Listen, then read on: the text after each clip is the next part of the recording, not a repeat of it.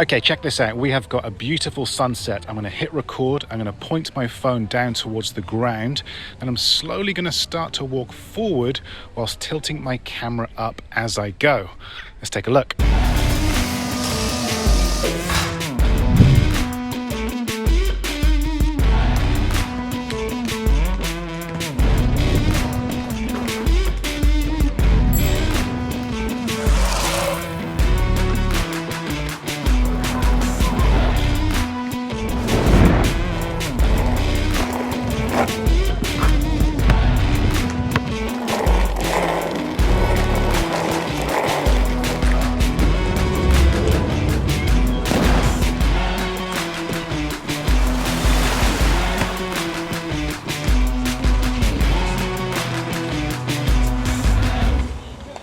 So if you're looking to capture cinematic sunset shots just like that, you might think that you need a ton of fancy equipment or years of experience, but everything you just saw was shot completely handheld using a smartphone. And in this video, I'm going to show you exactly how it was done. I'm at Venice Beach in California today, where I'm going to be breaking the process down into 5 simple steps so that the next time you get that beautiful golden hour light, you'll know exactly what to do. A big thanks to Epidemic Sound for sponsoring this video. This is where I'll be getting all of the music and sound effects to help demonstrate these tips and techniques. If you'd like to try Epidemic Sound for free, which I highly recommend by the way, I will put a link to a free trial in the description below. Okay, let's start off with a very important tip when it comes to shooting at golden hour, and that is to shoot into the sun for drama. Now, a very common beginner mistake when filming sunsets is to turn your back on the sun and use that golden light to light up your subject or focal point. Now, that sounds logical. It's what we're used to doing taking normal videos.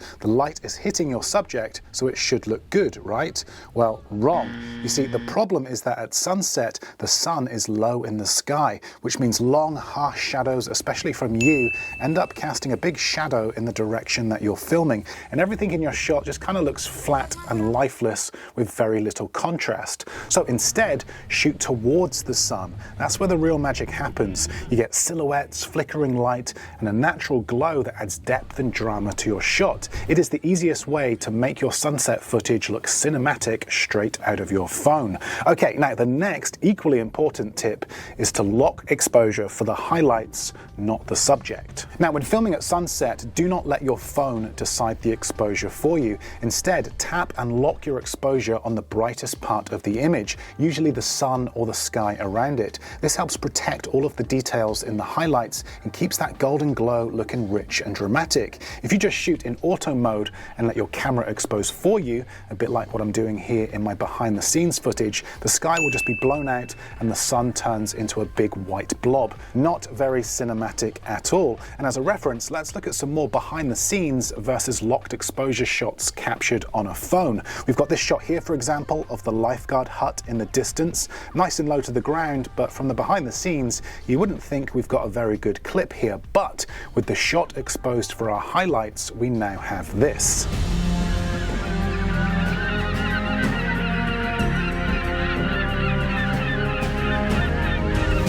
Or this shot here of these palm trees. As you can see, I'm locking my exposure for the highlights. The behind the scenes doesn't look very impressive at all, but with our shot dialed in and some cinematic music and sound effects, we now have this.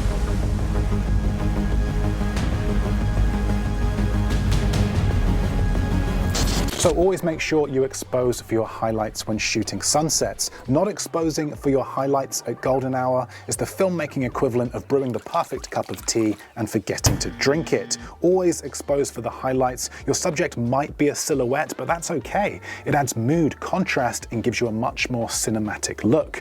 Okay, the next tip is to use light creatively. Now, this is an absolute must when it comes to filming at sunset. With the sun being much lower at golden hour, we have a great opportunity to include the sun in the background of our shots, and this opens up a whole world of creativity. For example, we could capture a push forward shot through these palm trees, creating flickering light whilst people ride bikes along the boardwalk. Or we could get a bit more technical, starting with the camera pointing down of these shadows on the floor, and then slowly tilt up, capturing capturing the flickering sunset and people on the boardwalk. Now, if we start to combine these techniques, for example, exposing for the highlights and getting creative with light, we start to get even better results. Take this shot of a couple sat at the skate park, for example. If we slowly move the camera from right to left, moving with intention to reveal the sun, we get flares, flickering light, orbs, and silhouettes all in one shot. Think of light as your co-star when filming a cinematic sequence during golden hour.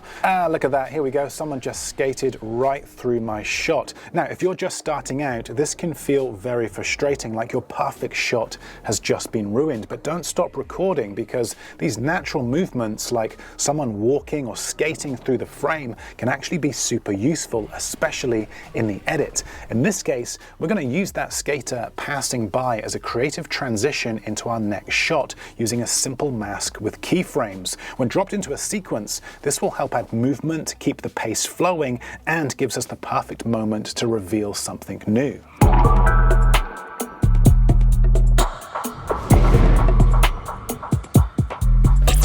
So the next time someone ruins your shot, think twice, because they might have just handed you a free transition. Now, what you've probably also noticed with a lot of these shots is that by adding music and sound effects, this can really help increase the production value of these clips. If you're shooting on a smartphone and using the internal microphone, then the chances are your audio is going to sound terrible.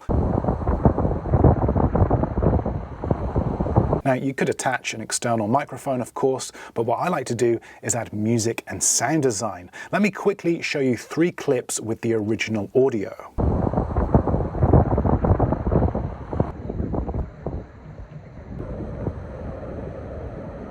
Now let's look at those same clips with music and sound effects.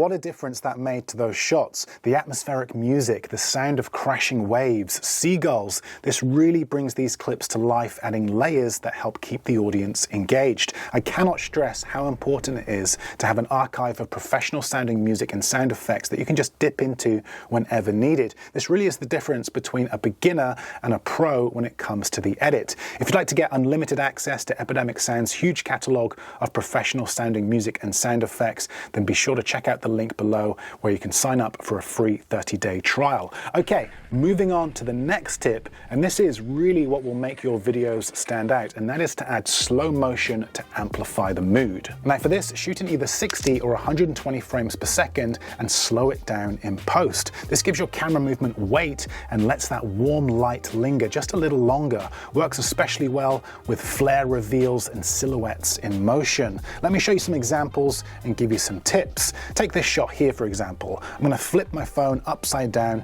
so that the lens is closer to the ground. I'm going to tap and hold to lock my exposure for the highlights as usual. I'm going to hit record and then stretch my arm out as far as I can and then pull my phone back as this person walks through the palm trees. Let's take a look.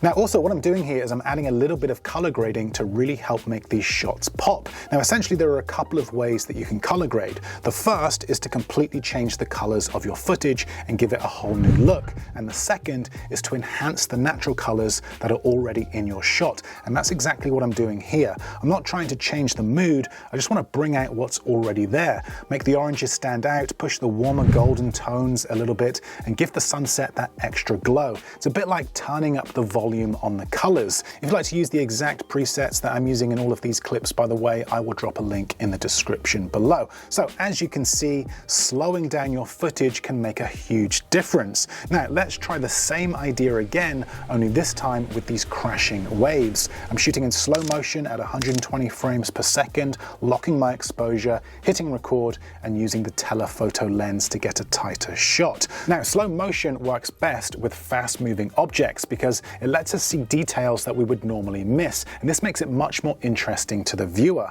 Now to really bring this clip to life, we can of course again add some sound design. The sound of crashing waves, a little wind, and a soft layer of music, all really easy and quick to find using Epidemic Sound, and we now have this.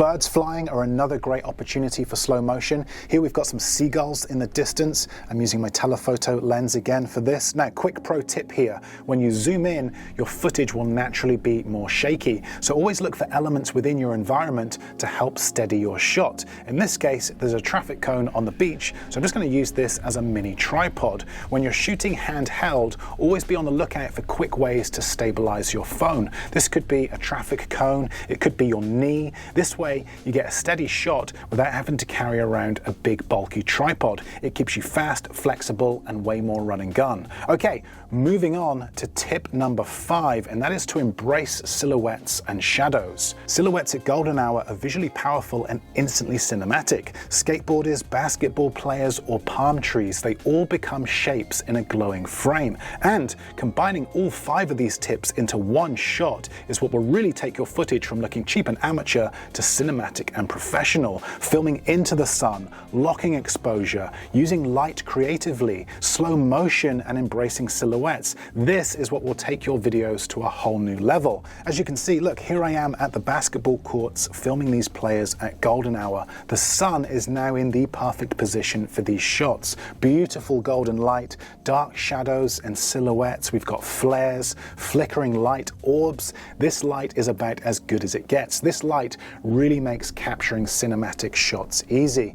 Now, for any of you out there that want to accelerate your skills when it comes to shooting cinematic videos using your phone, then I have a 2-hour mini masterclass that runs you through everything step by step. Couldn't be simpler. Not only do I show you how to shoot, but also how to edit your shots into a short cinematic sequence using music, color grading, and sound effects. I will link that below, along with the free trial to Epidemic Sound. But that's it from me. Thanks for watching, and I will see you in the next video.